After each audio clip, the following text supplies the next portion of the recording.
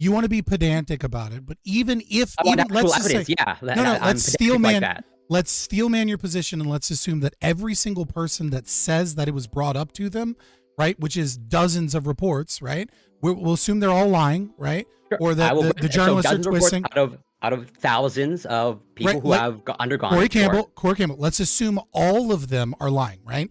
And that no doctor in Canada has specifically brought it up. It still fits what I said, which is that the state is advising it. Obviously, if it's an option and it's a legal option, and there are programs that are funded by the state, how is that not a prescription? Earlier, in This terms feels of like an IQ test. the that the fucking increasing panel number. failed.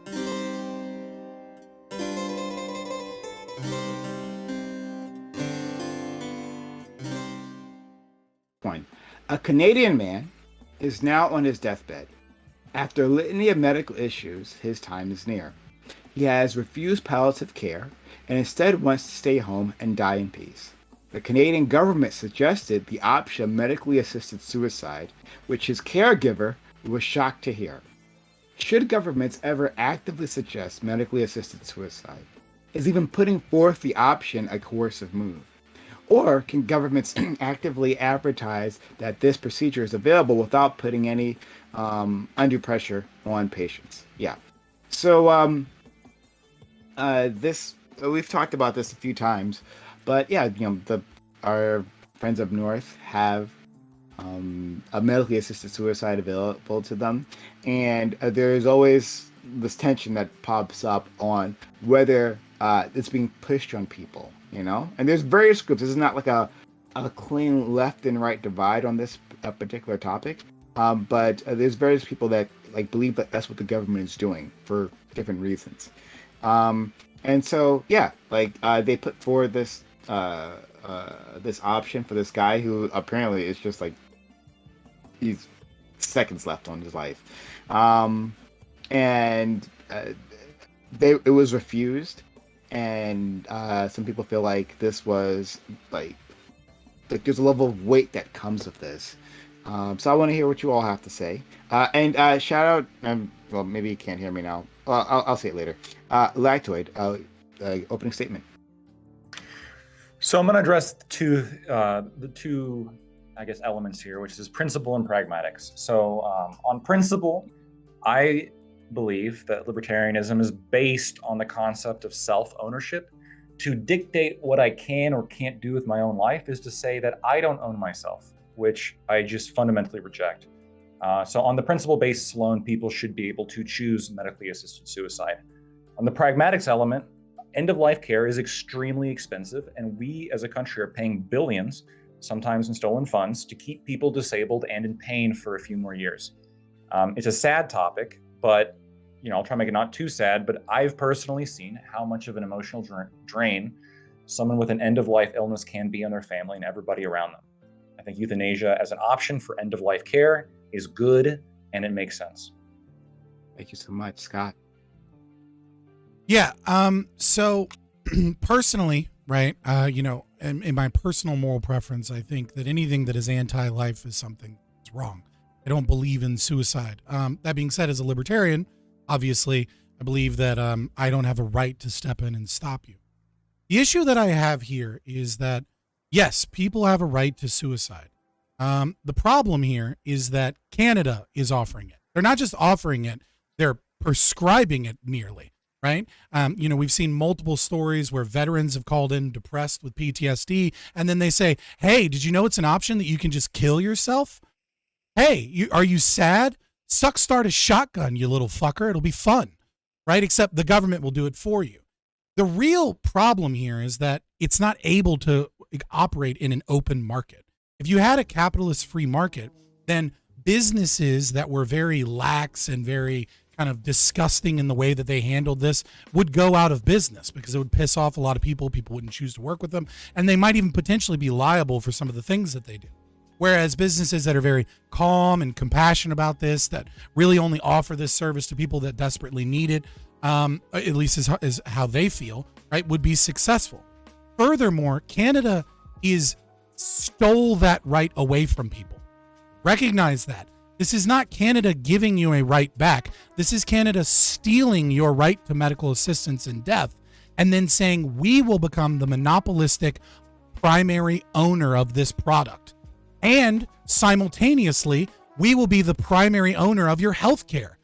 The incentive structure is completely disgusting when Canada has nearly doubled their wait times since the pandemic. When Canada is giving people shitty services and then also offering suicide to those same people struggling with the monstrosity that is socialized medicine.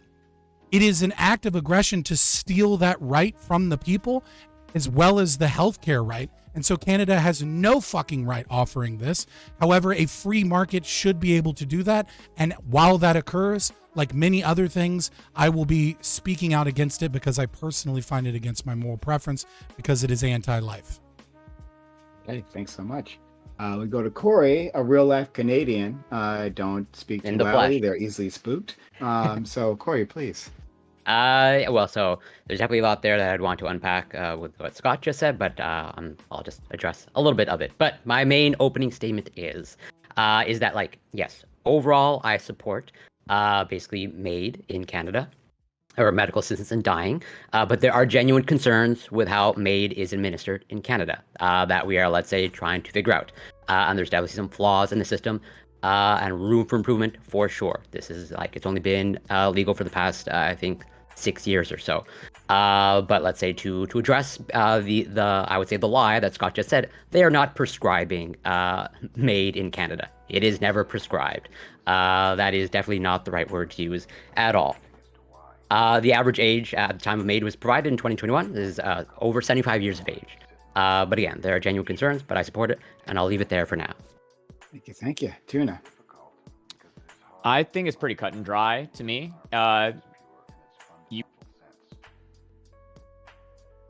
You have like a right over your life, so you get to have a right over whether or not you end it or keep it going. The government offering it as a service, because they currently own almost all of those medical procedures, and because they have a vested interest in knowing who is in the population, who isn't. I understand why they offer as a service. They want to be able to keep track of who's alive because they're taxing people. So while we know that, and we know that that's what they're going to do, I think it's just only natural that as long as you have that type of system, that it's going to have to be offered through the government in some way. Thank you. Kobe.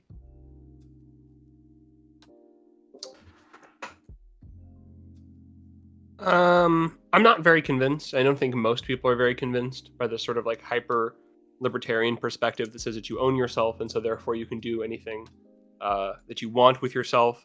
I've been in part of debates before where people talk about like cutting your own arm off or whatever. I guess we could go there, but that doesn't seem, I don't know. That sounds like a shit. It's just like you guys want to build a shitty society, right? Where you just have like, even if we don't even if you don't prescribe it, the idea that if you become too sick or old and you become like a stress on people around you, that it may be just killing yourself is better.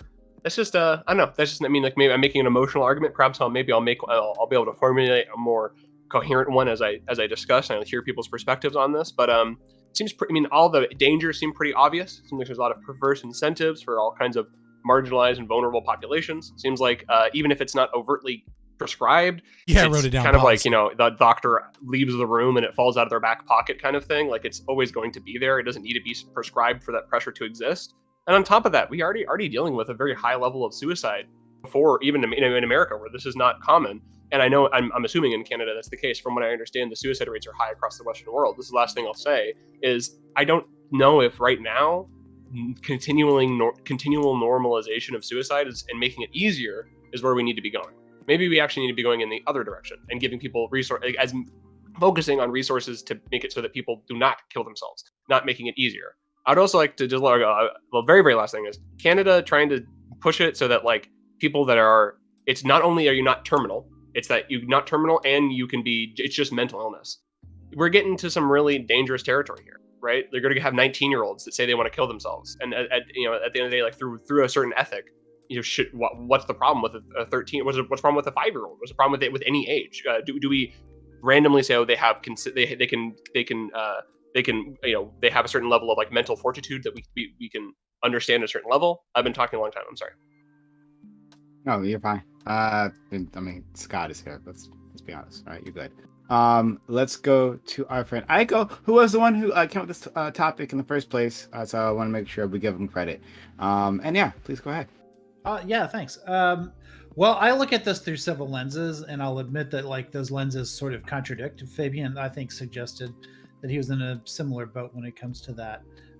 So I absolutely do believe in the culture of life. It's kind of a Catholic thing, but I think I would subscribe to this in a secular sense, even if I weren't Catholic. That is to say, I think you should embrace those things that support life, and as a result, you should make choices that get you there. But I also believe that there are certain choices that individuals can make, and even if those choices sort of contradict with my ethos, like they should have the freedom to make it. Like I can't make that choice for them.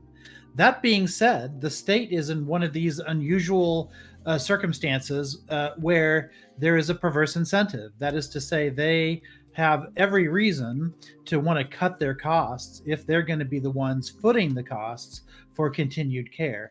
And so at the very least, there should be some sort of firewall between the people who make these decisions on a day-to-day basis and the people who have some sort of financial interest, even if it's a well-intended interest in like preserving like the funds of the people in order to like make the state more productive or whatever it is.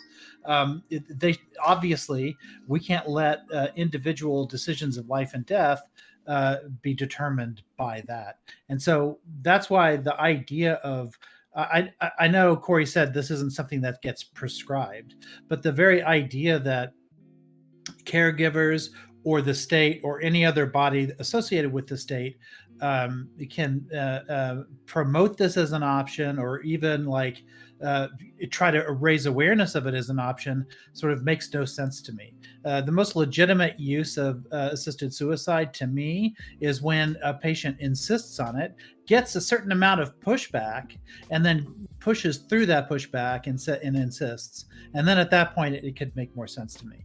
But to actually advertise it or promote it or talk to patients about it, that to me is a perverse incentive. Thank you. And finally, Dibby. I'm actually pretty torn on this. I think there are good arguments or perspectives on both sides of this issue. So yeah, I guess I'll just use the panel to explore how I feel about it, if that's okay. For sure. All right. Yeah, open to the rest of you. I need to correct something real quick. Corey Campbell, I said essentially prescribed. I added this modifier even though it's not necessary, so that you wouldn't call me a liar, or that you wouldn't try and twist my words, and you still called me a liar and you still twisted my words. To prescribe something means to advise, authorize, or justify. Right? I didn't say doctors are writing prescriptions. What I'm saying is that when you have people on the phone bringing it up as an option and the state authorizes it as an option, that's prescribing medical assistance. You think it's being brought up on as in a doctor consultation is like the doctor on the phone saying, hey, maybe you should consider MAID. You think that is occurring? That is occurring. We have reports of that occurring. Okay, we have reports of lots of things. We have a lot of anecdotes. I would agree. And there are stories of individuals.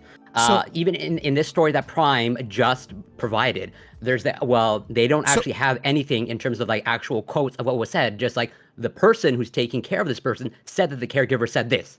So unless you have anything, you want to give me something.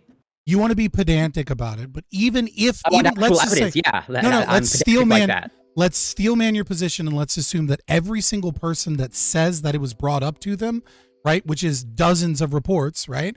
We'll assume they're all lying, right? Sure. Or that the journalists are twisting. Out of thousands of people who have undergone. Corey Campbell, let's assume all of them are lying, right? And that no doctor in Canada has specifically brought it up.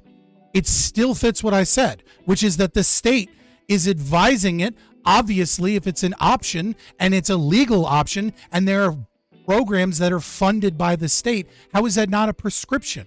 It's not a written prescription, which is why I said essentially prescribing, right? When we talk about prescriptive things, we're saying one ought to do something, right? That it's an available option. Yeah. right? if Like you want, you're so trying to there's- attack me on a position no, that's really there's- pedantic. There's a distinction between ought, so we can have that philosophical discussion, as opposed to making someone aware that this is something that exists.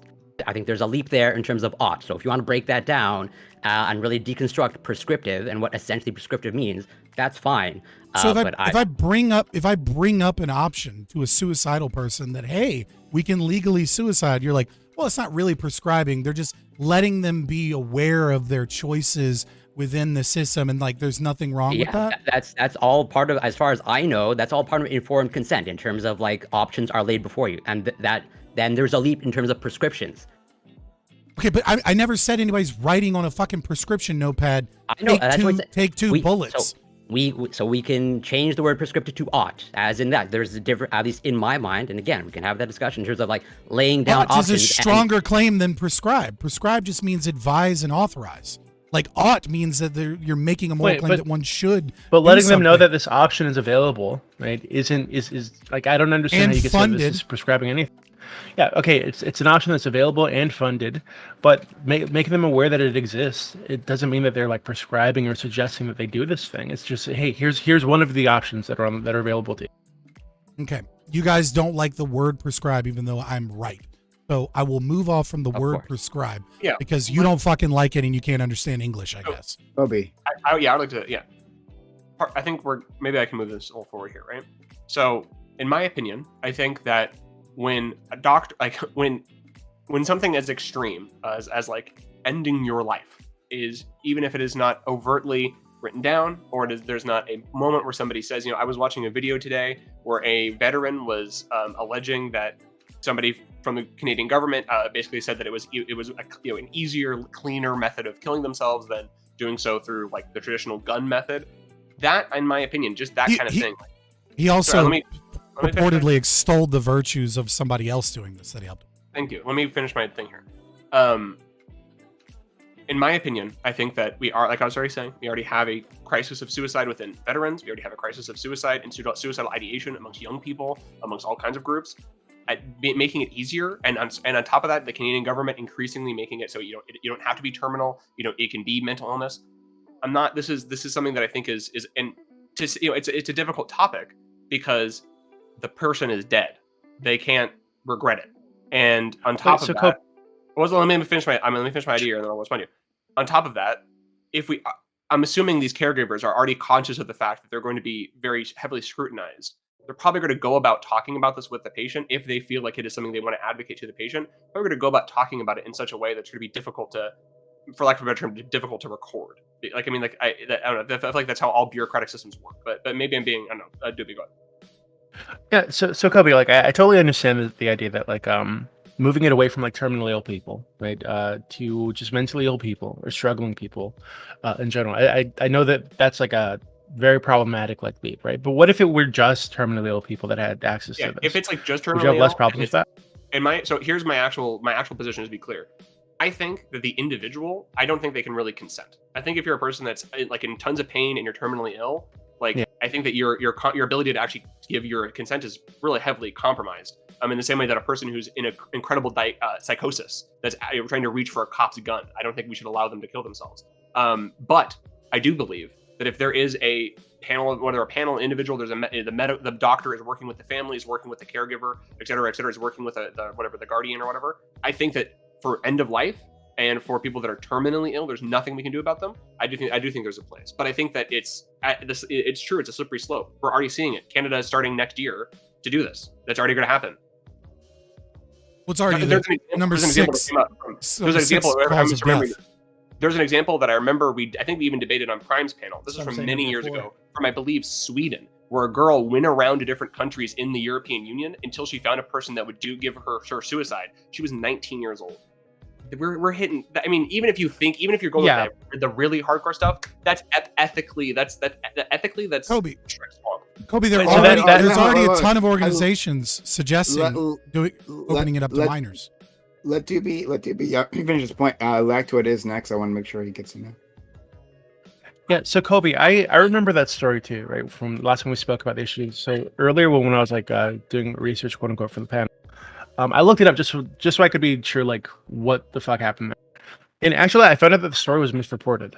So it wasn't like a case of like medically like assisted or induced suicide.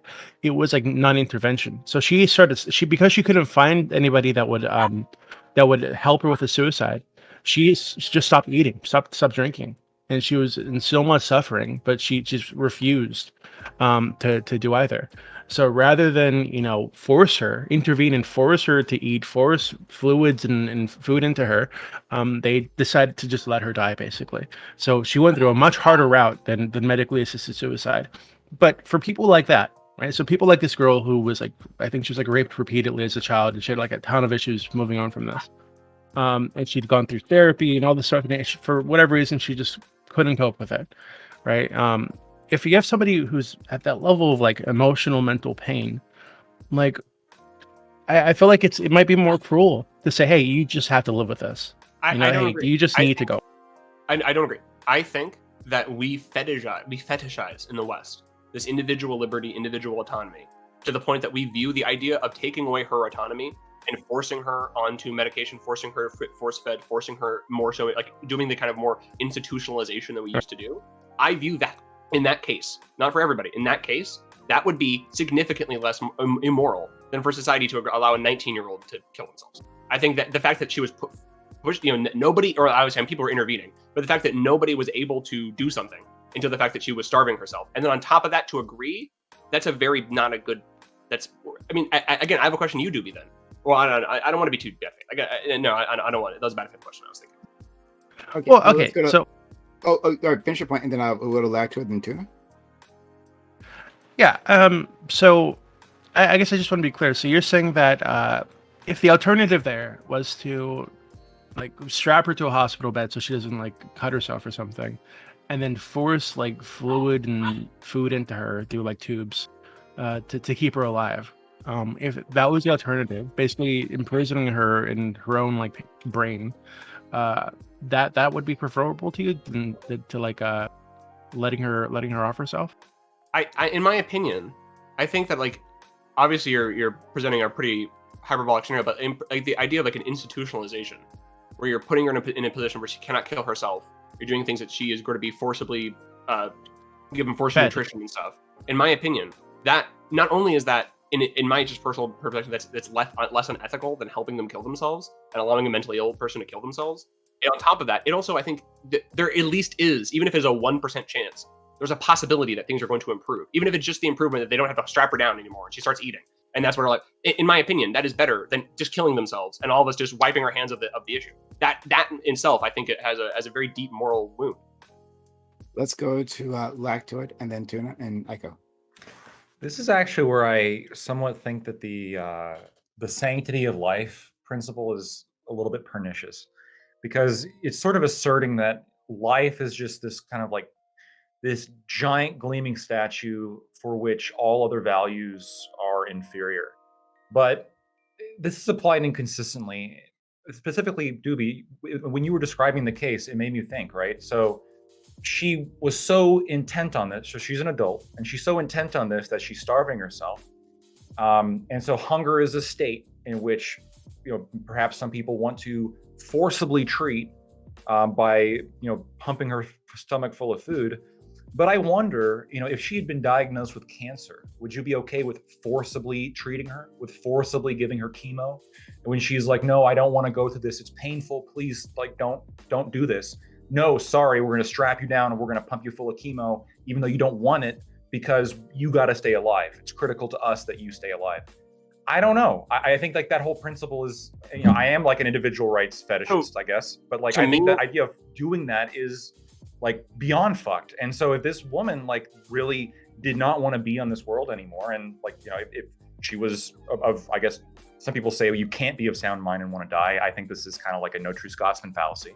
But if she was understood where she was and her place in the world, and she decided she didn't want to be here anymore, I perfectly respect that. And I wouldn't forcibly pump her stomach full of food. I think that'd be horrific. So there's a couple of like the chemo is not going to be the greatest, or in my opinion, maybe I'll need to like intellectualize this better, but getting sick and then deciding to allow the sickness to take its course is not the same type of decision of deciding to do a thing that is going to kill you no matter what. taking medicine, shooting yourself in the head, whatever, jumping off a bridge. That is not the same. Now, maybe I'm making a naturalistic fallacy, and I'm saying, the naturalistic. But hey, I don't know. Maybe your ultimate libertarian perspective that life has no sanctity is true, but I don't. I need to like intellectualize this better. But no, I do definitely think that I don't know. So the analogy was like food is to hunger as chemotherapy is to cancer, right? When you're saying we got to force food in her to save her, right? That tracks one starvation. to one. Yeah, to treat starvation, we got to force treatment. That tracks, to me, in my mind, that tracks 1-to-1 as we're going to forcibly treat the cancer by pumping you full of chemo. I don't want the chemo treatment. I want to live out the rest of my days not being living under chemotherapy. I wish I could give you a better answer. It's not. I wish I could intellectualize it better. But somebody deciding to go on a hunger strike until they die, so that because society is refusing them a thing they want, is not the same as somebody getting an illness, deciding I would rather allow the illness to take its natural course than try to fight it. I mean, again, I'm making a naturalistic fallacy. Perhaps as when I facetiously said I'm here to defend God, perhaps I am here to defend God. But no, I don't know. I mean, like, not only this, all of this, I'm making a sort of starvation is the natural course. You're so right. Oh no, I forgot about that one. Oh, I forgot about that. That's the natural. Actually, no, you're right. Actually, no, you're right. We should have suicide. You won the argument. Actually. Let's go to Tuna. Aiko. I'm not sure if Kobe wanted to jump in. No, not Kobe. Sorry. Corey. So the main problem I'm having when I think about restricting somebody's access in that way, whether or not they're of sound mind or whether or not they don't qualify for this type of condition, is that if that condition is decided by some party, then what we're essentially saying is that that party owns the actions and decisions of the person that they are creating that limiter for. So rather than talking about this from the perspective of the right to life or the sanctity of life, this idea that other people have the right to your life, I want to say who actually owns the decisions of the individual. We can't make a conditional. We can't say some people can do it and some can't without saying that because we are the arbiter that makes the choice. We had the decision the entire time. Now, if we're going to offer it, and we're offering it to people that are in like a condition where we know that mentally they are probably racked with some kind of guilt due to debt or something, or like, yeah, I understand there's perverse incentives on the individual level, the person themselves to end their own life because they're thinking, well, I want to be remembered as the person that did this selfless thing. I want to be the person who's remembered doing this thing that was good for my family financially and not dying a burden on society or something. If that's the way that it gets gone into, I can understand why offering it feels bad. I would instead say that there should be the free ability to have assisted suicide, but not done by the government, but overseen by some kind of public authority like the government or something that people can feel they can vest interest into. But I understand, like, there has to be some way to break that up because, yeah, obviously the government wants to offer it, maybe pressure it. People individually don't want to be a burden. It's not a full choice. There's something in the middle that we can do, though, besides saying totally legal, totally illegal. It doesn't feel right there. So I need to step in for just a second. So when you were asking about, like, you know, who has that choice, I think it's important that we do recognize that, like, institutionalization is completely commiserate with individual liberty. And the reason I say that is because there are certain people, right, that are incapable of argumentation, that are incapable of justifying their own personhood because they are so mentally deficient that they can't do so, right? So if someone is, let's say, breaking into the airport because they believe that they are a K-pop star and it's a 6'8" black guy, right? And he's just like thinks that he's going to get onto his private jet and is just knocking over women and children on the way through the terminal. Like, we recognize that this person is, like, obviously they're a criminal because of certain things that they violated, but even if they're not violating anything, anybody's rights, we recognize that this person doesn't even know who they are right now, right? And they may or may not, upon further investigation, be incapable. Let's say they were mentally challenged or intellectually disabled to, an IQ below 60, right? We recognize that they're not incapable of making valid moral propositional statements. Unless they can't, they need a guardian, just like a young child that looks over them for their rights. So I do think that there could be a sound argument in terms of medical assistance in death that an individual is incapable of making that choice. The problem is that we don't know the truth, right? We don't know. What we do is we are an observer and we look for evidence of what that actual truth is. And then we kind of live in the real world where we work off of the evidence of that. And so if a person is able to claim or prove, like kind of bring the receipts from their diary, from everything, right, and somehow show that they were of sound mind and body, that at a certain point in time they made this decision while being able to make valid propositional statements, that they were a moral agent and actor and they made this choice for themselves, and then you refuse that right, then whomever is kidnapping that person is demanded to pay restitution for the crime of kidnapping this person that was working as a moral agent within their own freedom. I think Tuna and I are kind of in the same vein here, where I think the real issue here is, even though I'm against assisted suicide as a moral preference because it's anti-life and I think it's bad, I don't believe that I have the right to knock down your door and stop you from killing yourself. But even if I did in that moment, I might be liable for restitution for kidnapping from stopping you, but that's a risk that I might be willing to take in the heat of a moment. For example, if I just find someone on a bridge, like, holy fuck, I'm trying to save you, and I'll pay that cost. The real problem is the state. The state has stolen the right of suicide from people, and then they are selling it back to you like they're giving you rights, when in reality they have stolen your right to health care. They have stolen your right to freedom of choice, and they've stolen your right of suicide. And then they say, we're going to do it. And it's the same institution that gets more tax money, or I should say loses less tax revenue if they kill you. And that's why we're seeing people that are like, kind of tongue in cheek offering it to veterans that are calling in. Tuna, do you have a response you want to give them? Then we're going to Aiko, Corey, Lactoid, Kobe. Yeah, I guess my main response, even though me and Fabian don't disagree too much on this, I guess the main thing I would say is just like, if that is being owned by somebody in any given moment, who's it going to get owned by, if not something that gets like publicly agreed on, even in a small group, even if it's like we don't have to do it on the large scale of something like the United States government. I think that's terrible, because there's no way for it to have ethical oversight. That's the problem of these bloated things. But if it's a community, a small community of people, and in those cases, in the same way that when people are broken from the ability to make the necessary moral decisions inside of the contract that they have, because the contract has replaced the natural order, and we know that if they are not able to survive because they're not able to make these educated personal decisions, then they probably don't have the same reasoning to be inside of this contract, which means that we then have to subordinate them to some other kind of contract. I can agree with that. It's all the same. It's the same as property. It's a first come basis.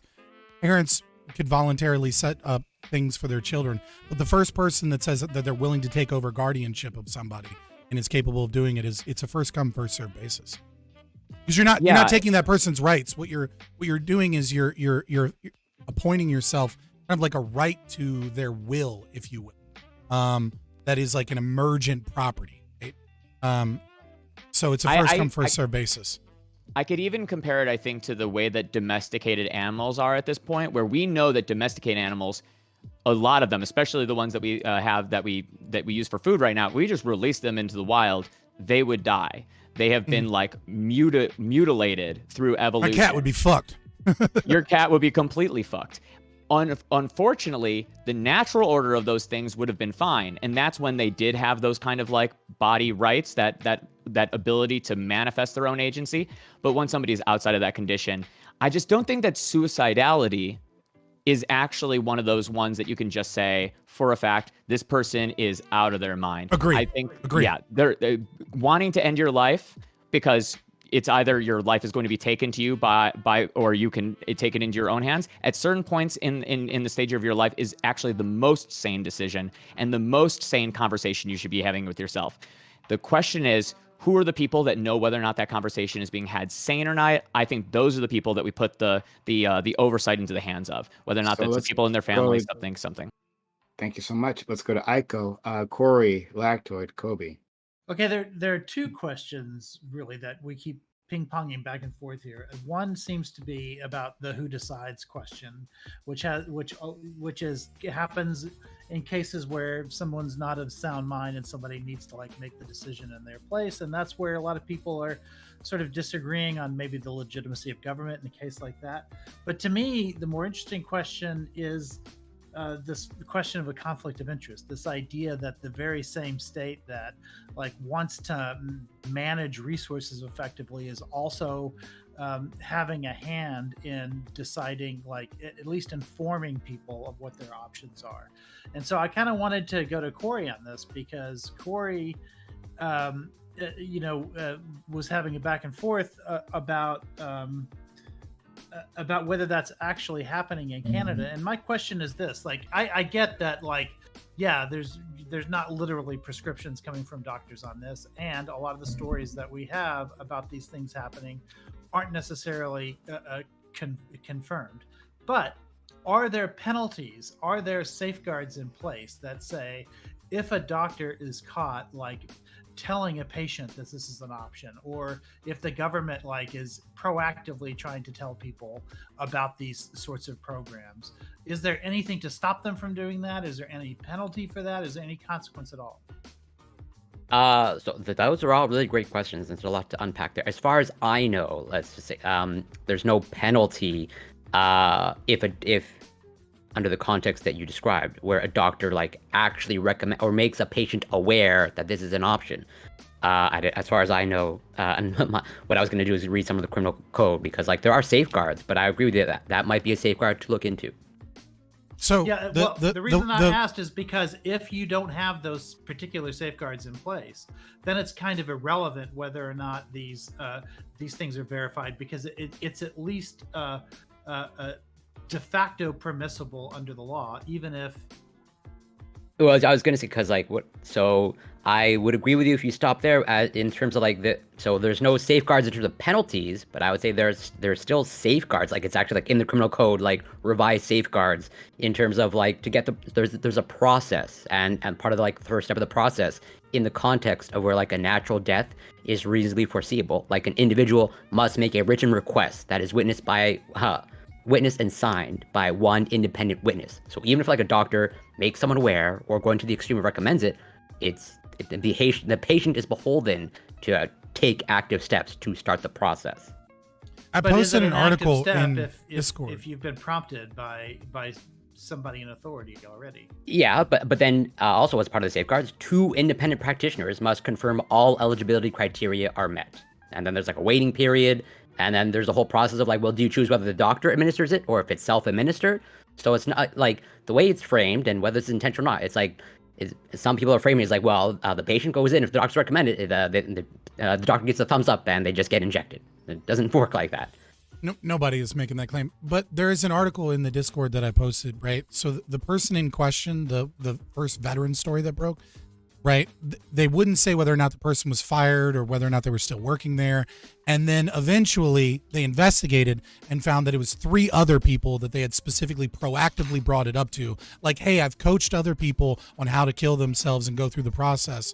And was proactively bringing it up to people. And according to the CBC, they are no longer working there. But they won't say whether or not they resigned or whether or not they were fired. So it doesn't look like there's any legal ramifications in any way, shape, or form for actively telling veterans, hey, don't forget you can kill yourself. But also, if the news breaks about it and they investigate and find you've done it for several people, it looks like you might get fired. That's the best information we have so far, at least on that story.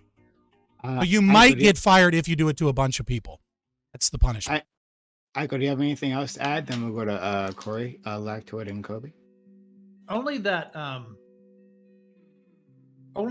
I still wasn't quite clear from Corey on whether or not he thought those kinds of consequences are necessary. That's totally a valid question. So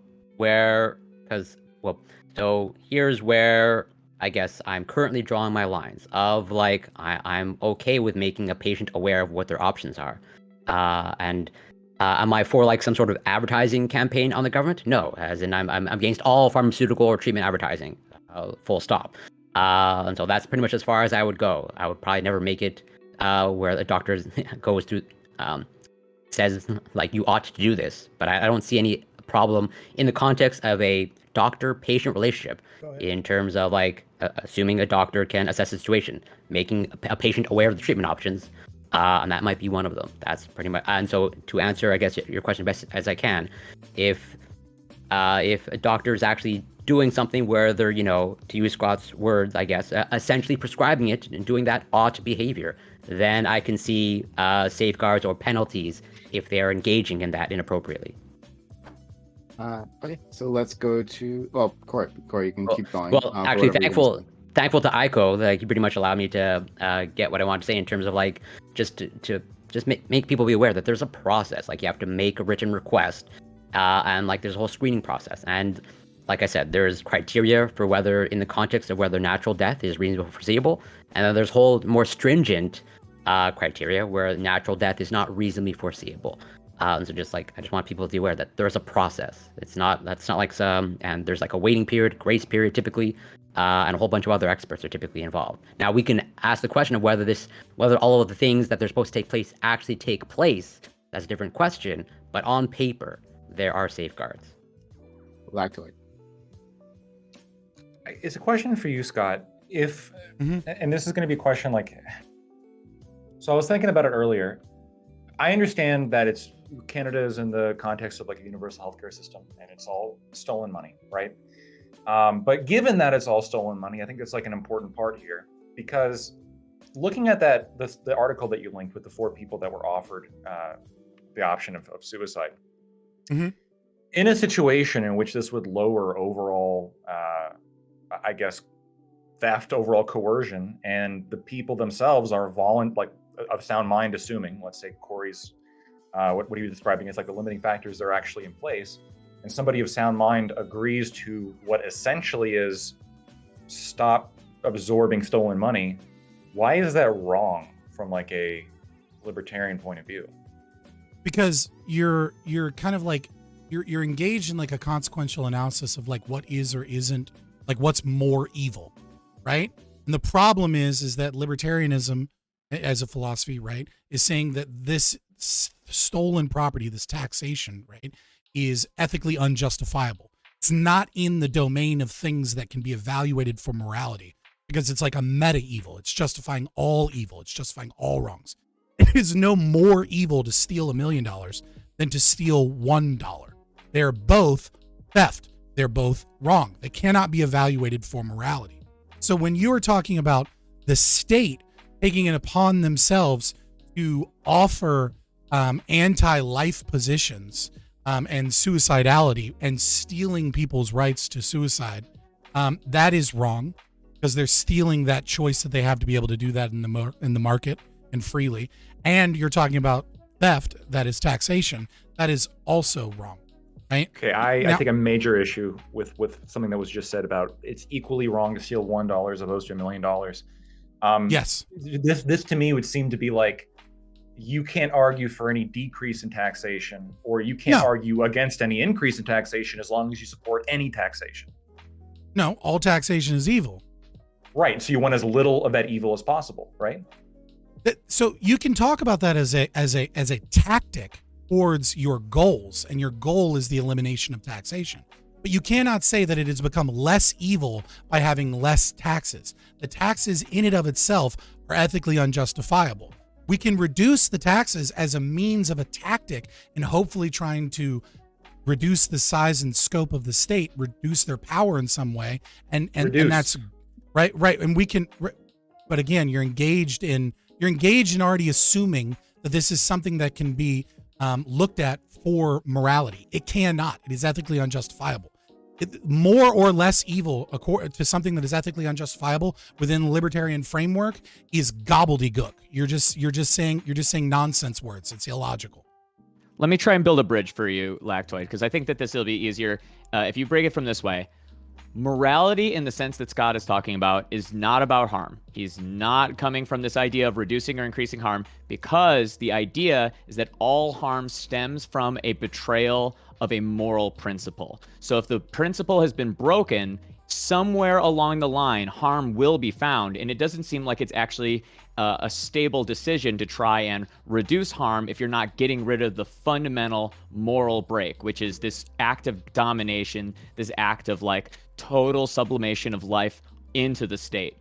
If you want to think about it, you like, he's not going to disagree with you, and I'm not going to disagree with you about like reducing taxation, reducing the amount of influence the state has over individuals. We just don't talk about it as a moral thing. If anything, you could say it's a responsibility that people have towards their moral prescriptions as individuals, but the state is not becoming more moral by it. They are actually staying in this like dialectical function, right? They are just as evil. They are just as dedicated to the idea of dominating the people. We are just increasing our amount of intensity at pushing back against it. Lactoid respond to the doobie. Yeah, I mean, we can move on. I guess this maybe it's like a deeper conversation. I just wholesale reject this. If I punch somebody in the face, this is fundamentally different than if I pull out a gun and shoot them. Both are non-consensual actions, but one of the actions has dramatically more serious consequences for the person than the other one. And so, in the same way, punching 30 people is worse than punching one person. No. Murder Lactoid. is worse than one What murder. is different? What is different is restitution. What is different is how one engages in no longer being a criminal. I punch you in the face, I owe you a certain amount of funds for your trauma, for the aggression that I occurred, for, maybe possibly facial reconstructive surgery because I hit you so goddamn hard, right? But if I murder you, right, there's no restitution that I can give to your family. And if your family so chooses, they can kill me because I'm going to stop from arguing against that, right? So this is a difference of punishment in terms of things. So this is a conversation about libertarianism and learning more about libertarianism from me.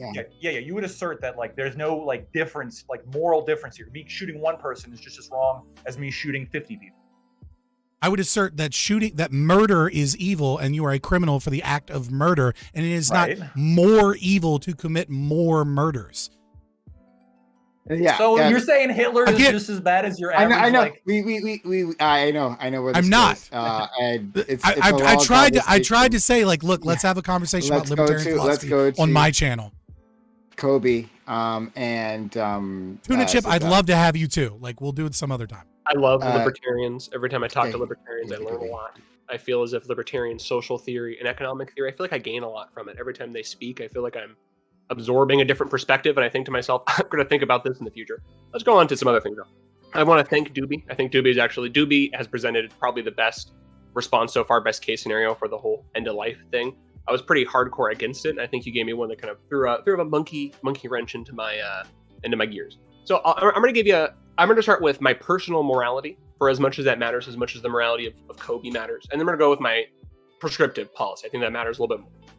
To me, to kind of answer the question, to refresh people's memory, we were kind of talking about the idea of like, is choosing not to eat as a form of killing yourself, and whether or not if you're choosing not to eat and you're saying you don't want to live, you're just going to choose not to eat, whether or not we should help you, versus like choosing not to do chemo. Now, the more I wrote it out, and this is my first little response, maybe it's ridiculous. It seems to me that there is a difference, perhaps a difference that I cannot yet articulate very well, that choosing to not eat, which is a basic biological function, which the only negative outcome of choosing not to eat is that you continue to exist, which obviously in the case of the girl, she views that as a significant negative.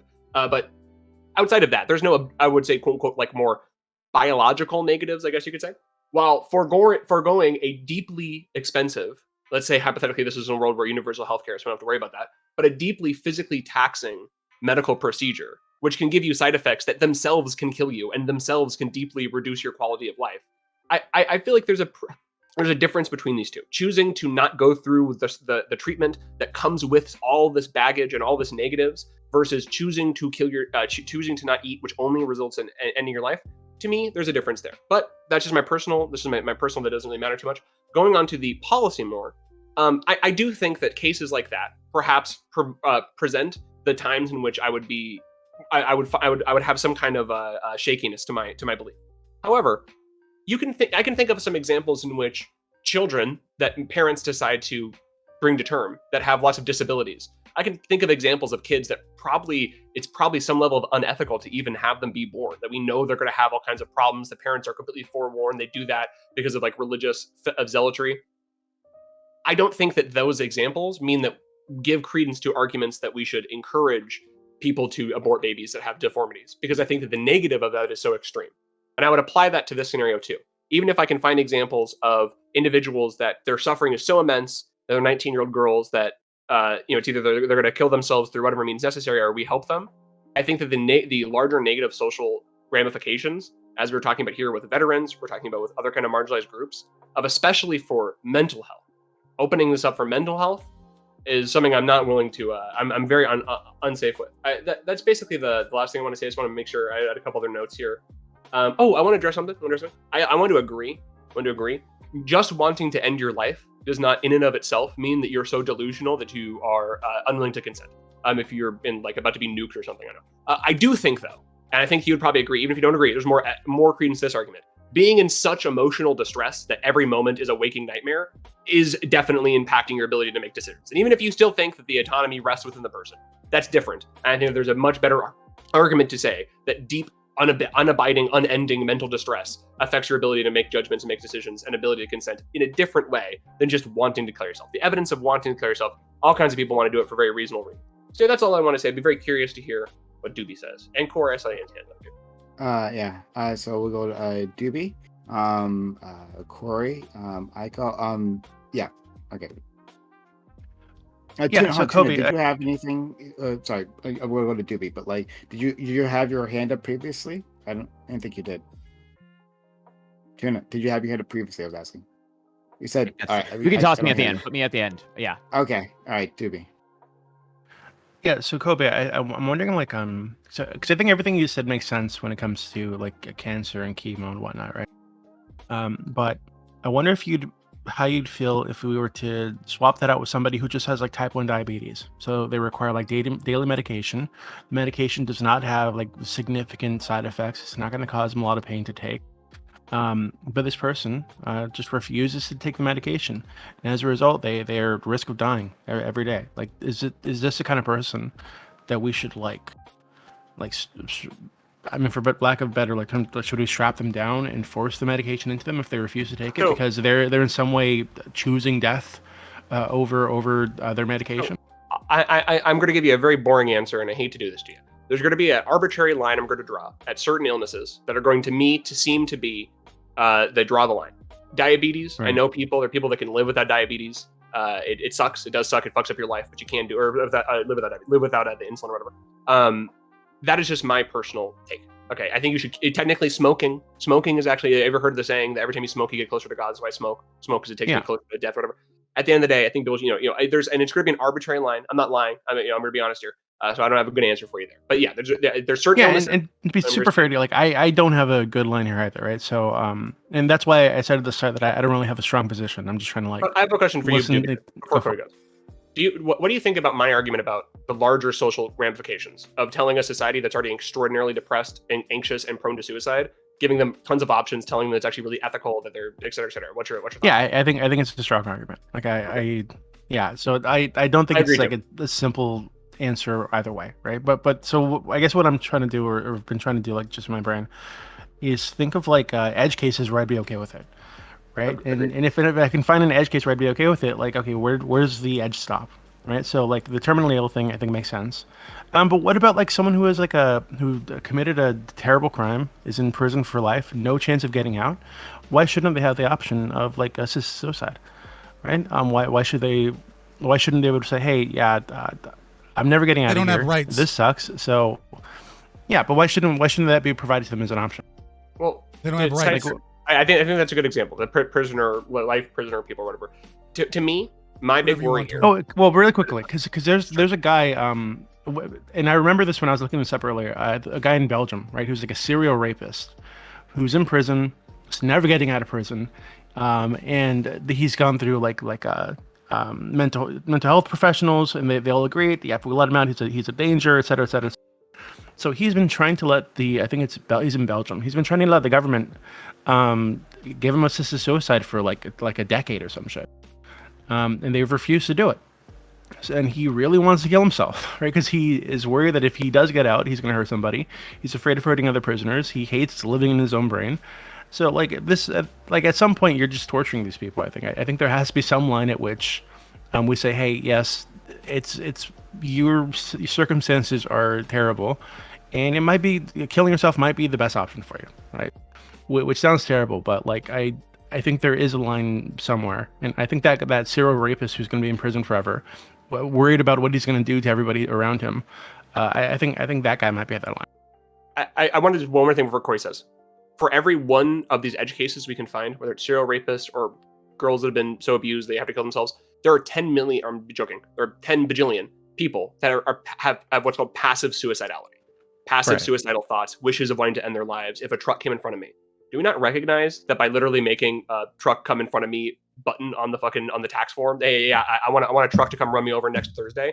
Like, are we not gonna hit the needle? There's no way. Maybe I'm sure all doctors are just gonna do it. I mean, I'm sure Corey's gonna tell me that the Canadian doctors, they realize it, they have a bureaucracy, and that they'll slap them on the wrist if they do anything bad. So I'm ready, Corey. Hit me with it. Corey, I go too now. Corey, I said Corey, I go. Sorry, I didn't hear. Yeah. My apologies. Well, I'll try to answer your question in a second, but so and also I will also fully concede and pretty much the same as you in terms of like my line is arbitrary. I just want to like figure out where your line is, sort of like as an extension of Doobie's example of the diabetic patient. So I would ask you, let's say an individual, there's a person and they are bitten by a rabid animal, okay, and they have not yet received a rabies vaccine, and rabies is 100% fatal. And there's a window into which you can receive, the vaccination regimen, and there's pretty much guaranteed you'll be fine. Or pretty much like really high success rate, essentially curative. So like in that context, and let's say that this person who's bitten by this rabid animal, and they just like for whatever reason they don't want the vaccine. Would you like strap them down and start administering the vaccination regimen to them? Hold on. Is one of the side effects of rabies irrational, like erratic behavior? If it starts to get into your brain, but that's okay, after. I'm saying bingo boingo. No. So you're not understanding how rabies works then, because like there's a reason why there's a window in terms of which. Pardon me. Dead if it gets to your brain. I'm joking. Yeah, exactly. Here's my actual. So like my probable answer to that would be a combination of two things. Hold on. Am I right in thinking? Is there a danger to other people with rabies? Like so, I mean like. So like, can I just explain it to you? Because I'm almost certain you are operating under false pretenses or false premises. There's an amount of time where you have to get the thing, and if you don't get the thing, you die after that. But rabies essentially slowly makes its way to the brain, okay? And it's in that window, okay, that you are pretty much fine, okay? You are operating as a normal human being. Your faculties aren't compromised. If you get bit by an animal and then you're in a hospital and the doctor says you have to get a rabies shot, and you say, actually no, I'm suicidal, I want to let the rabies kill me, I think that they have to give you the rabies shot. I'm going to say that. Yeah, I'm going to say so.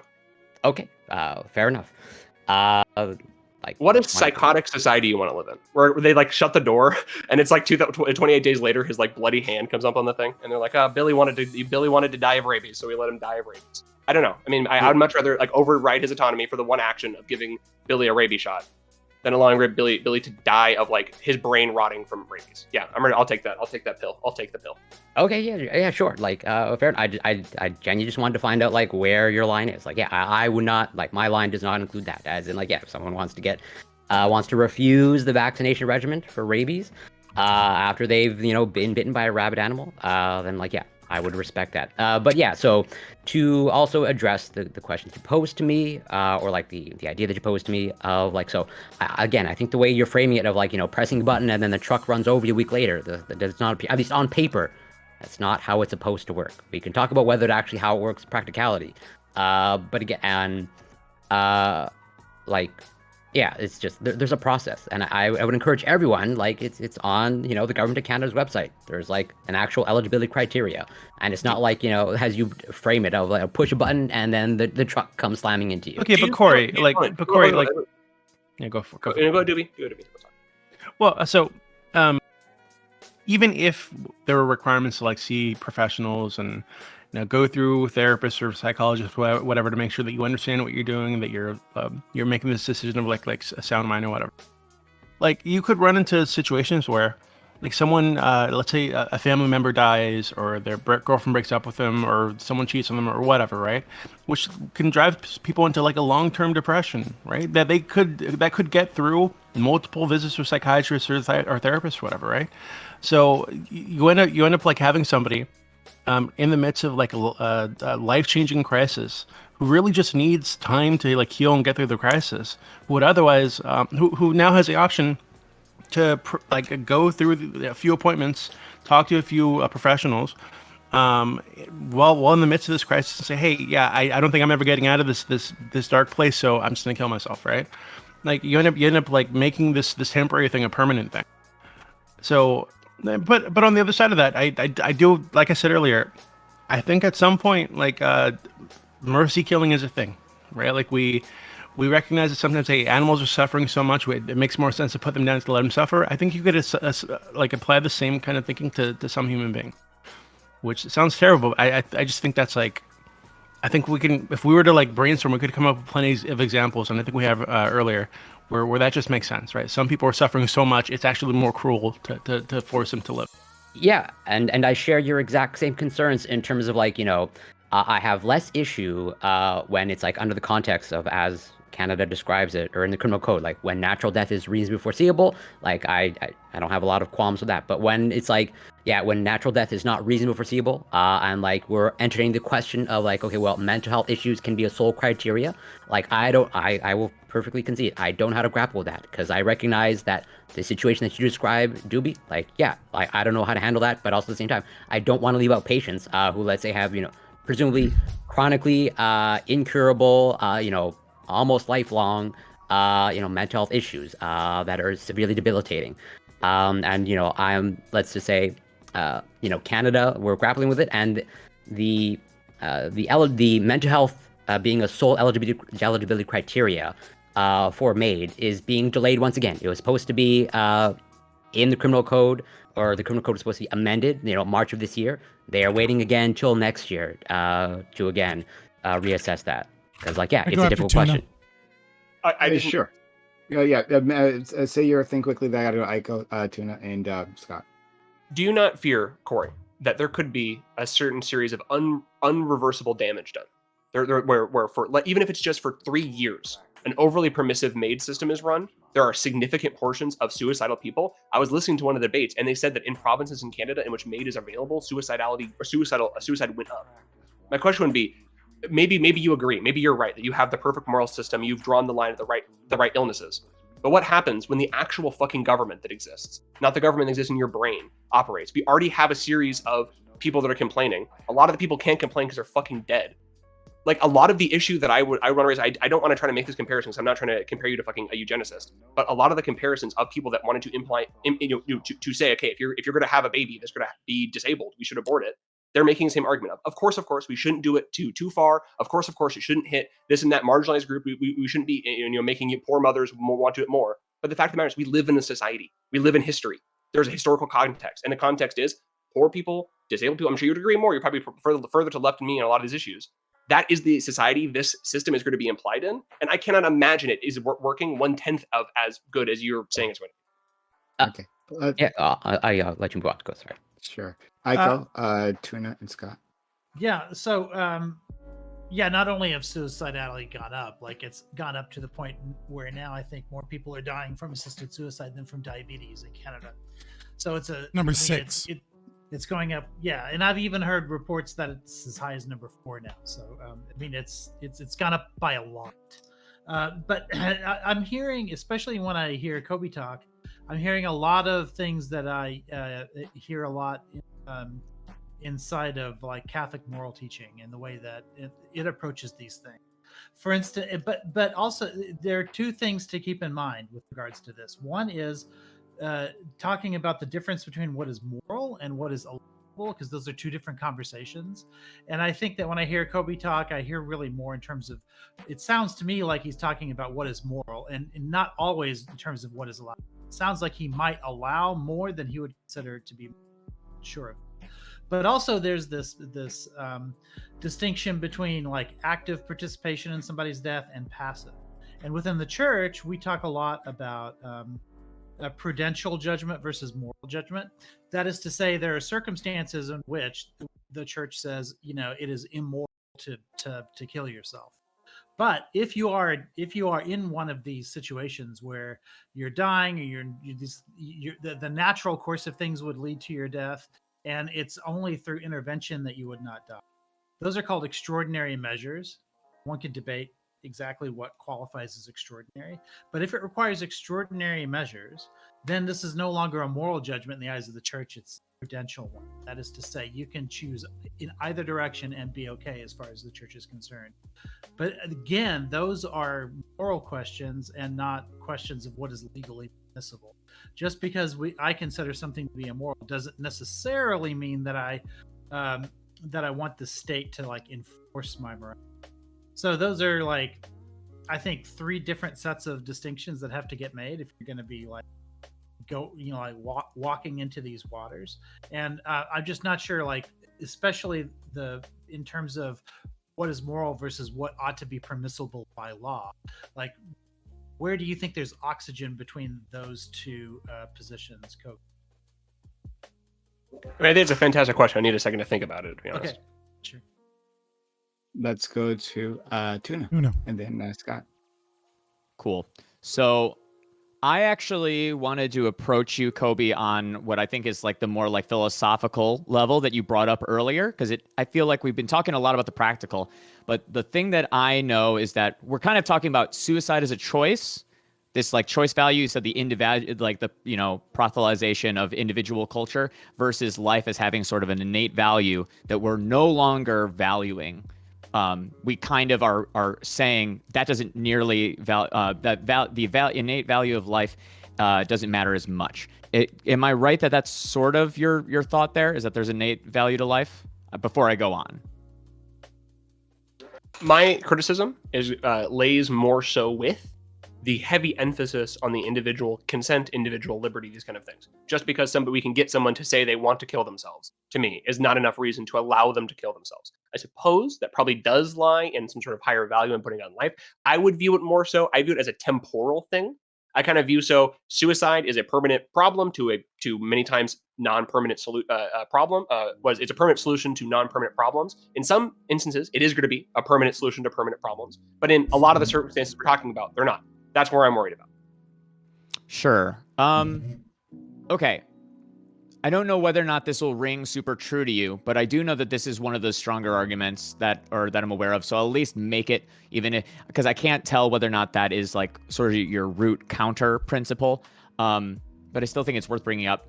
I don't think that life has an unchanging, immutable inherent value, but instead that life's value is made by how much that person is able to make out of their life, how valuable their life is to them, what they can do, what they can't do.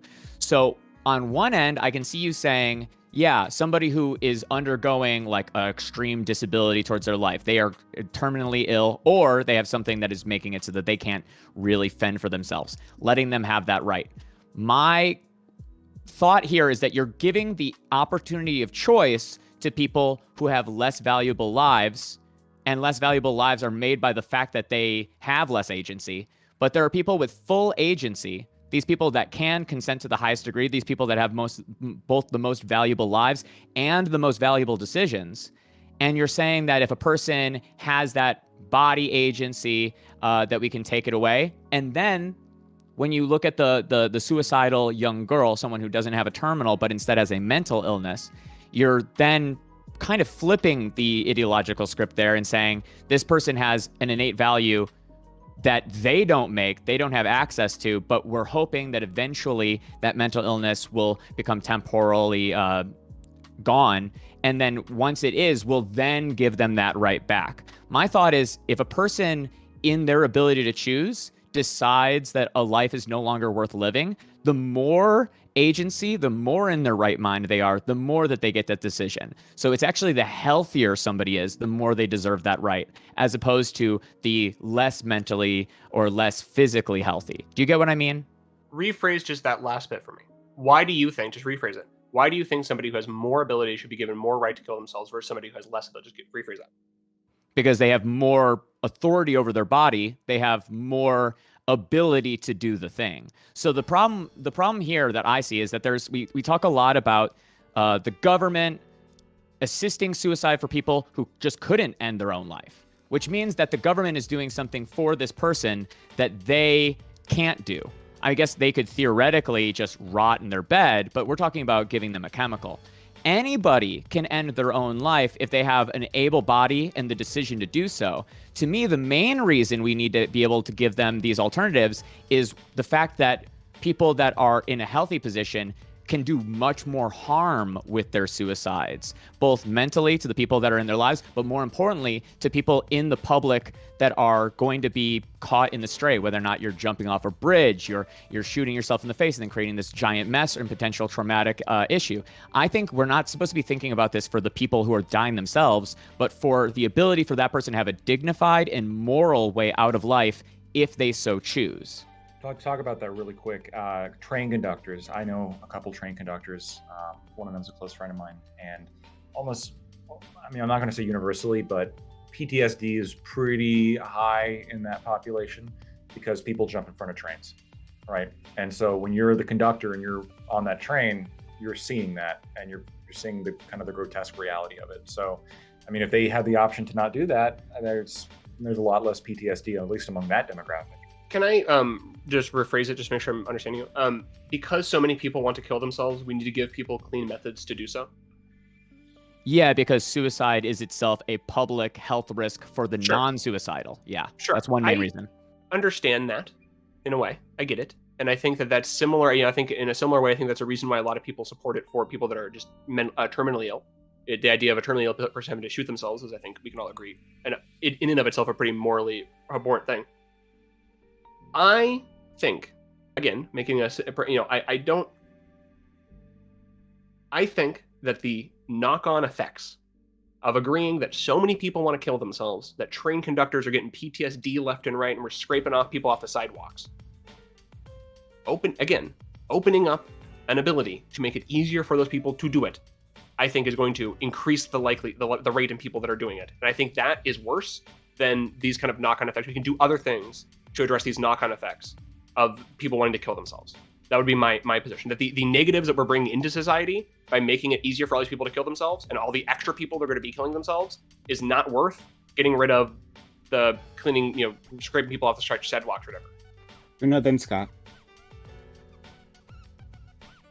Well, Tuna. I said Oh, Tuna, Tuna, then then, Scott. like you can respond.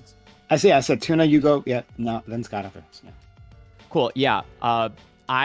I just disagree with you. There are a couple of reasons why. I just think that suicide, like abortion, like all these other things that we know that people find another means towards, the real thing that I'm trying to reduce, the thing that I think is most important to reduce, is the effects towards people who are having a consent issue violated unequivocally, people that are in the public. Making it so that there's some form of oversight, there's some form of authoritative and caring party that is able to make this happen in its most moral sense is a higher priority. That's why I think that it should happen with people in the family. It should have some kind of legal oversight, and whether or not it's a family or a community, somebody who is in the caring position should be, and it should be something that has some forms of checks and balances, not something where it's like, hey, guess what? It's completely not illegal to kill yourself. So if you jump off a bridge and you don't die from it, we create these legal consequences for you. We don't need to disincentivize. We need to create these necessary ways out. Now, I will say one thing. I want to respond to your second part because I think it's really important. The increase in suicides that happen in the public when we have assistance, because we do know, unfortunately, when people end their lives, other people are sad about it. It creates a certain level of depression, and maybe it does trigger something inside of some people's heads who were not necessarily suicidal, but were depressed, especially people who are experiencing these terminal conditions, and they share communities with these people that are dying. Instead of thinking of it in this perspective of saying we're trying to reduce the number of people that want to die, I think it's really about this saying, what is the way that we can give people right over their own life? What is the way that we can give people right to have the most moral and ethically reasonable way to end that life if that's what they choose? And then if other people become depressed by it, you instead deal with that through other means. People are going to become depressed and suicidal at the end of their life. People are going to become depressed and suicidal when anybody dies. the thing about the suicide culture is we are just getting fewer people killing themselves in public when you do the number equation.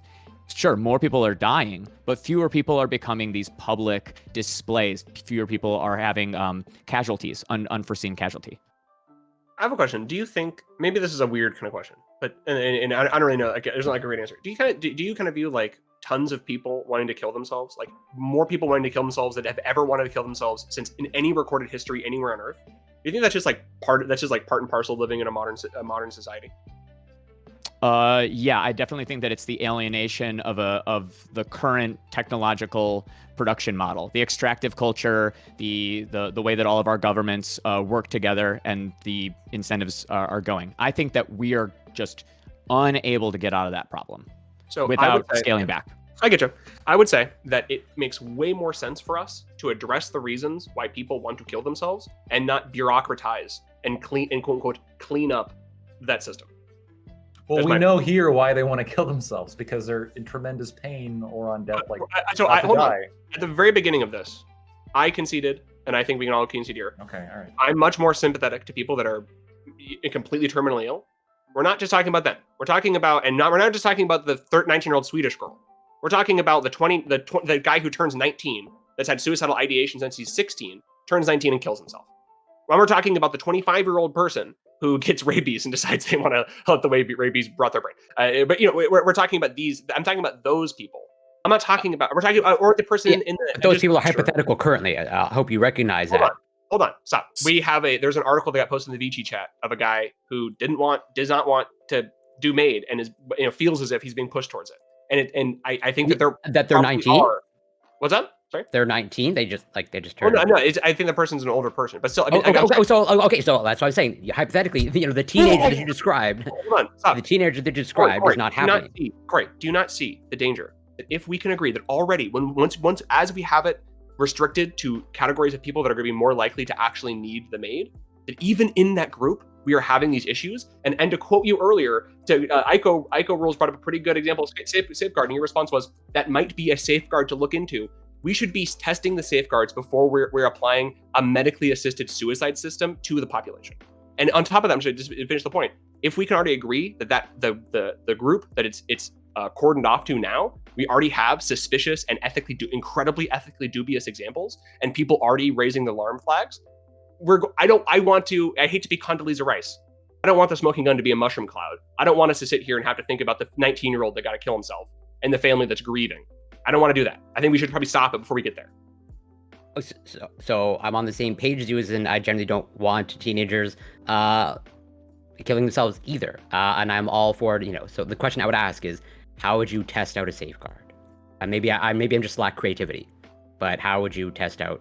From what I understand, Canada has been doing MAID for, you said 7 years?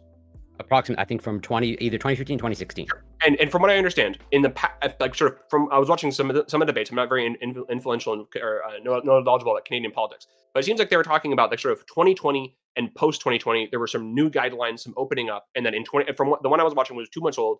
They said that in the new year they wanted to open it up for non-terminal and mentally ill. Am I correct? That's what I brought up earlier in terms of like it was slated to happen where in March of 2023 this year, so basically in about a month, less than that. Like yes, the new criteria are basically the mental health issues as being a sole criteria to apply for it would take into effect. They have since delayed that, as in they push it even further. Of like, okay, at the very least, until 2024, March 2024. Again, you having a mental health issue as a sole eligibility criteria, that's why I said it's a hypothetical situation they're describing now, that does not appear to be happening. The 19-year-old who, as a result of mental health issues, is suicidal. Again, hypothetical currently, as far as I know. Unless we have an example. Right now, though. So hold on. It could very easily happen in in the the future. The way that we test safeguards is we keep it within the coordinated groups. The fact that they're already trying to push it out, and that there are doctors going on these big Canadian news shows being like, "Hey, I worked on I'm part of the assisted suicide of my hospital, and I still haven't gotten the safeguards." That's the fucking issue. You're going too damn fast. Chill the fuck. 7 years, okay, not enough. All right. That's fair. So there's a couple of things I want to say. Number one, just to add to Tuna Chip, social contagion is the word you're looking. nowadays when people bring up social contagion, they're mostly talking about trans people and 10-year-old, 11-year-old girls. One person comes out as trans and then a bunch of people come out as trans, and they're saying that doesn't exist, but we know that it exists, right? Despite somehow magically it doesn't exist in that population. We know that it does exist with suicidality, right? We understand that when one person commits suicide at a high school or a middle school, that you see an increase in suicides in that same school setting because one person did it. And oftentimes people that are on that knife's edge in terms of suicidality, all they need to do is see the love and respect and compassion and the kind of the martyrism that someone that dies gets for them to kind of go into that state where they're ready to commit suicide. So my question, first I want to be clear, the type of society that I advocate for is wildly different because I'm an anarchist. And so while yes, I believe people have a right to kill themselves, and I believe that the people have a right to a market to be able to do so without government regulation, I also believe in private regulation, which means, us living in Christian or covenant communities where, by virtue of living in that community, it's simply disallowed. And you can't own property here because that's just something we don't do here. And when you do those things, you get kicked the fuck out and your property gets sold. That being said, we do live in this world of, states that have stolen all of these rights from us and then sell it back to us like it's a good thing. So I want to bring up another limit case, right? So is anyone here aware of the Duchess of Lois in Canada, in Alberta? Duchess of Lois is a First Nations person, as well as a trans person who then became a detrans person. She is currently, are currently filing medical assistance in dying paperwork under the auspices that their gender reassignment surgery, their vaginoplasty, is irreversible, and that their gender dysphoria is irreversible, and that they're in constant pain and anguish because of the damage that is done to their body that they can never reverse. And so they are ready to have the government help them in their suicide. Now, we know, I think most people here are aware, if you're in Twitch politics, nobody shuts the fuck up about trans issues. So my question is knowing that this is one of the highest suicidality groups that there is, how do you feel about society, the state saying that if this goes through and approving the idea that trans people can be killed by the state as the highest group of suicidality, higher than Jews under Nazi occupation, right? How do you feel about the state saying that that is okay and paying for killing trans people? And if so, do you think that you are participating in the quote unquote trans genocide? I think there's a lot of places that this conversation can go, but I feel like you're kind of asking this in not the greatest faith, right? I feel like I think there's a way to say it, but I don't think we should. I'm personally uninterested in engaging in discourse around quote unquote any kind of trans, I don't know. I feel like that's kind of silly. So other people can take. Well, if you're not interested in engaging, then don't answer the question. There's a whole panel here. I'm very sorry for even doing that or opening my mic. I'm not going to mute myself and take a 5-minute timeout. I'm sorry. Let's go to in good work, Kobe. That's very mature of yourself. Take a time out. Sometimes we need it. Who else was next on that list then? We got Tuna, then Scott, right? Or do we? I just went. Scott? I just asked a question to the whole panel, and they're all pussies. Well, Okay. I've got an answer for you if you really want it. Yeah, I'm but- not 100% sure exactly what you're asking. It's like we're talking about medical assistance in dying, and there's a case that is put forward of detrans people being able to be offed by the state in the category of people that have the highest suicidality of any demographic that we know. And we're talking about whether or not the state should be engaged in medical assistance in dying, and no one wants to touch that fucking hot water. I get it. I'll touch. But I mean, you know what I'm saying? Like, what the fuck? Well, what's your so maybe I just hard of hearing, but what exactly is your other than asking me to engage as in Are you a trans genocidist, Corey? That's what Right, I'm trying to ask you. Okay, as far as like I you know, have this my answer is state, explicitly no. Right. So I mean, is that something that if we're talking about the slow encroach, right? The slippery slope idea that you already have doctors, going on TV and so many institutions talking about well, we should offer this for mental health. We should offer this to minors. We should offer this to minors with mental health. And then we also have another case that is being put forward that is a test to see whether or not this process is something trans people can go through. Where does this end? like, where are your boundaries? Do you think that that should be a thing? And is it not a problem that the highest group of suicidality, predominantly based off of mental health issues, would have that avenue afforded to them by the state to kill themselves?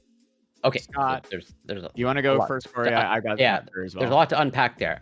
So I guess to answer your question, or what you put on the table as best I can, if a trans individual wants to apply for MAID, I would say they have every right to, and to go through that process. And that and given the fact that as of right now, you pretty much only apply for basically under the context of death is reasonably foreseeable and sort of some sort of debilitating condition as a result of them transitioning. So if they make that case and all the experts and the process that they go through in screening, they say, yes, you apply, then they should get it. However, if you're trying to make some other argument, I'll just leave it there for now. But they should be allowed to go through the process. There's no fucking minimum number of trans people that need to be alive or dead. There's no crisis if people inside of a demographic are killing themselves at a higher rate. If you don't believe that life has some kind of innate value that is above choice. So if you're trying to get people in a gotcha, Scott, which is fine, then you're also getting yourself in that. You know that there's a contradiction and the absurdity. Let's point. There's no contradiction. I'm simply what I'm simply saying is I'm asking a question that tests the limits of people's principles.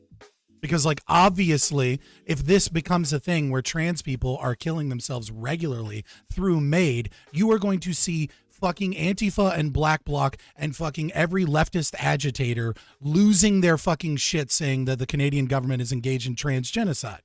Number one, I don't think that that's true, because if we look at Canada, if you want to laugh it off, go ahead. But here, number one, I don't think that the trans people would actually qualify for MAID in almost any of these circumstances. Number two, the entire idea that these people are going into these procedures is in order to avoid suicide. So when they begin their treatment, they are doing it expressly on the argument that they're hoping to not have to do that alternative.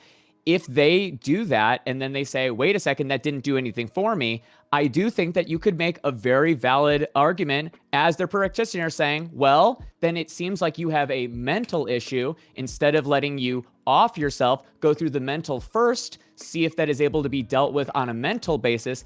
That's the type of thing that MAID does have provision for. Now, what you'd be proposing is something that replaces MAID, something that's new. And instead of talking, and I know you said yourself, we have to be worried about a sort of a slippery slope. If the state gets to choose who does and does not qualify, what's going to stop them from saying that these people get to qualify, so on and so forth? Number one, if those riots happened, that would be a thing that would stop them, sure. But I don't think that it would be through some kind of moral conviction that we should say, oh, well, you can't actually be pro-trans and pro-this. Obviously, everyone that is pro-trans in terms of the transition itself, the act of the physical procedure, is doing it because they're trying to reduce trans death. And then they would probably, I would hope, go second choice towards therapy before MAID, which is what almost all of this MAID can be certified towards. Do you have something that is an incurable, untreatable kind of situation? I don't That's exactly see it as what the real we would be situation. talking about with trans had surgery. It's obviously incurable. I get what you're saying. I don't Yeah, understand but what you're saying. I don't understand You're why this is, arguing like, you're arguing the Physical. logic of a question that is designed to test people's principles to their limit, right? There is a contradiction there, yeah. But that's if you say that these people have the right to do it no matter what, and then you bring that issue up, we will see when the dialectic marches forward if people still feel the same in 6 months, a year, 2 years. We'll see. Yeah, Just mark can you this just, one like, and come back explain- and be like, can you explain why this is a trans specific thing? So I feel like we could talk about veterans was a good one, right? Or white men generally, right? Who have the highest suicide rate in the white U.S. men, Yeah, why do we need to bring up the trans thing? Oh, this group specifically is getting access to MAID. Well, I mean, again, it's a it's a limit case, right? And also because Duchess of Lois is going to be testing that system. There's a specific case that I brought up of someone that is testing what applies the there? boundaries what applies of there MAID. that doesn't all, again, what They're applies there that testing doesn't the apply boundaries to every other group, right? That because would have, be there's a an risk here. Because there is an argument of physical as well as mental, and so it may test the boundaries of the legal boundaries of what is currently already occurring, right? So because they have physical surgeries that are irreversible, that are causing them pain, and the combination of suicidality, they may be able to fit into a gray area and get through with the current practices of MAID. I'm simply bringing it up as a limit test, right? It's like, do you still hold that to be true if you're someone that also is, constantly going on about like trans suicidality and the way society treats them, and then also you begin to notice, if this goes through, that like trans people are using the state to off themselves all the time, right? Like it's just a limit test. It doesn't necessarily work with PTSD because that is purely mental. That's not true, right? I think, okay, let's clear this It's up, not 'cause I true that think PTSD is purely mental? What's not true? There are absolutely brain changes and you can measure. Yeah, if PTSD. you're dealing with fuck, dude, veterans, if you're dealing with veterans, wanna they talk have about, like like, physical rewire- disabilities Hold on, pause. that If you brought want on to talk by about, the time if you want to talk about the military. fact that like the amygdala swells and therefore it's material, then sure, but then you can make that argument with enough data about literally any mental illness. Scott, that's not Yeah. the point, though. The point is that it is a mental that is attached to a physical experience. That's what PTSD is. PTSD, something happens that changes your physical physiology. Very often is something that happens to your body. I've had PTSD because I had my hand inside of a fucking saw blade once, and then later the same hand into another spinning blade. I still to this day, although I've subdued those issues, I have something that physically happened that created permanent effects. And whether or not it's like a ghost limb from war, whether or not it's some kind of flashback, which is brain, but it's not the mental, it's like the unconscious, right? What we're talking about is something that is immutable because it is separate from your thought. It's immutable in terms of like it can't be fixed using talk therapy, but the suffering is absolutely something that talk therapy works for in both cases. Both people that are trans are able to choose whether or not they want to go through these physical procedures, which I think everybody that is going through that should have a real honest to God conversation with these therapists in one way or another, because if anything, it's extremely expensive and you're putting yourself into a life of debt for something that might be able to have a cheaper solution in talking. I think most people that are in that case agree with that. The real question they're saying is, and I'm thinking you accidentally have made like a bear trap for your own foot, because if the question is, are we going to be allowing people to do this in the condition that they're suicidal, or are we going to just let them do it because they should have access to do it? Wouldn't you agree that everybody should just be able to have access in the same way that you would believe that you should have access to end your life, to then Are physically you not transition? Why I don't are these not understand. Are you confused what a question is? It's not a statement of a position from me, right? Like I already said my position very clearly, which is that I am all for people having the right for any reason, even if they're just fucking sad, right? To be able to kill themselves if they so choose, and for a market to exist about that. My problem is that the state also is the one that has stolen that right and has said that they will now afford that right to you. And they are also the individuals that tax you and steal your right to health care. And in many ways, there is a corrupt incentive structure there because they save money the more people kill themselves.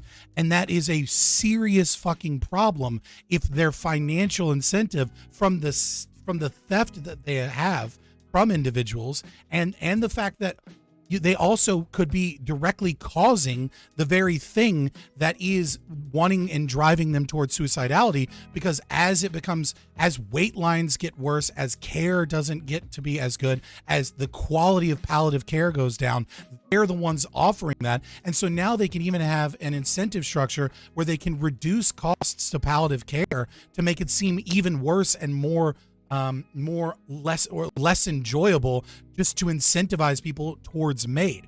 Right? These are all this. Now, my personal moral preference is that I think it's wrong for people to kill themselves, but I understand that doesn't fit with, like, it's in the category of things that I can evaluate for morality. So I don't have a right to kick down your door and stop you, but I would tell you I don't think you should do that, and I think it's wrong. Do you hold that same position though when talking about transition, though, because I know, and we've had conversations a couple of times on Twitter, but I've said multiple times, the whole point should be that, yes, the market has room for transition, and it doesn't need to be seen as this pernicious predatory thing in the same way. Yes, that it's a question to test other people's limits. It's not a statement of my position. Sure. Okay. I just want to ask a quick question to Aiko. Since you brought up something earlier, well, at least you alluded to something earlier. This feels like an IQ test. The increasing number of MAID deaths in Canada. Like, do you see that? Like, so what I would say or ask, like, do you see that as like is inherently like a bad thing? Is it like a sign like this is like bad policy, or that this should never be implemented? Because like you observe the same trend. Let's say if you look at like Belgium, where it's like there was a time where assisted medical assistance in dying wasn't a thing, and then if you track the trends over the decades, like there was an increase, but it plateaued. I'm not saying that Canada will follow the same trend, but there's no reason to believe, at least sort of the way it's framed, like there's going to be like this exponential increase, forever increasing trend of greater number of medical assistants in dying in Canada. I think it's a data set that could point to a potential problem, and the more that it grows, the more I would be concerned about that potential problem. But the data set by itself wouldn't be proof that that's the case. It might just be that there's a tremendous number of people that have been wanting to die and didn't have the opportunity before, and now the law, the sort of a pressure valve has been set off that's caused a tremendous, number of people taking advantage of the program. That's possible, but I don't. My suspicion is that something in which the way the system has been brought about and the way it educates people on what's available, and I guess the way it's being reported on with the media as well is planting the seed in people's minds to go there who might otherwise not have thought to go there. That's my okay. We'll have to leave it there for that particular topic, which was a lot of fun. I loved hearing all the things you guys had to say on that. And we'll go into our next topic. Thank you for watching. If you made it all the way through this video, then you've got to like, share, and subscribe. Over 70% of you watching aren't subscribed, and it really helps. We're live on Twitch every Monday through Thursday starting at 7 p.m. Eastern. And follow us on Twitter for more spicy libertarian takes. Finally, we all know that YouTube is a temporary place for dissidents.